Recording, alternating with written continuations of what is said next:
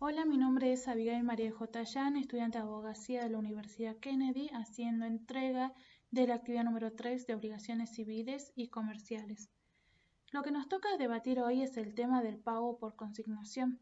El pago por consignación es un mecanismo jurídico que permite al deudor cumplir con su obligación de pago cuando el acreedor se rehúsa a recibirlo, no puede recibirlo o también puede ser porque haya una controversia sobre quién es el acreedor legítimo. Todo esto está regulado en nuestro Código Civil y Comercial de la Nación.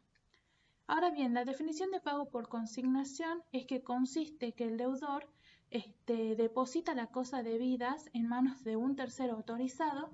Generalmente este tercero tiene que ser un juez o también una entidad habilitada para que se considere cumplida su obligación de pago. Tenemos clases de consignación que son dos: la consignación extrajudicial y la consignación judicial. La extrajudicial es el depósito realizado fuera del ámbito judicial y se lleva a cabo cuando no existe controversia sobre el pago, pero el acreedor no puede o no quiere recibir este pago. Es menos formal y puede también realizarse ante un escribano público o una entidad habilitada. Luego tenemos la consignación judicial, que se lleva a cabo en el ámbito del proceso judicial.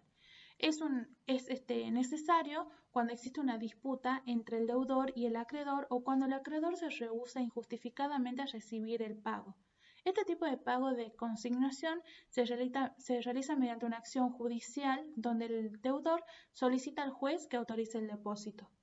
Luego tenemos procedencia del pago por consignación, y el pago por consignación procede en los siguientes casos. Primero, cuando se produce un rechazo del pago por el acreedor, que esto ocurre cuando el acreedor se rehúsa a recibir el pago sin ninguna razón válida.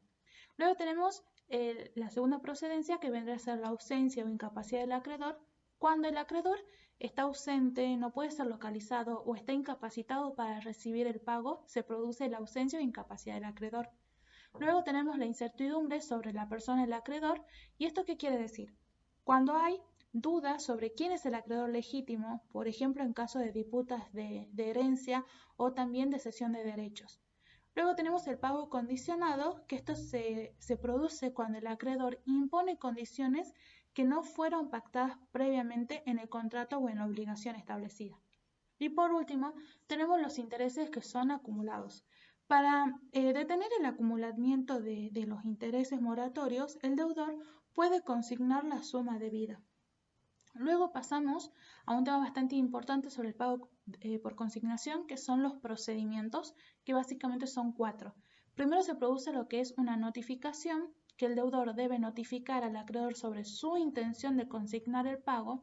Luego el depósito de la suma debida, que vendría a ser cuando el deudor realiza el depósito de dineros o bienes debidos en el lugar designado. Esto puede ser tanto en tribunales, en un escribano público, entre otros.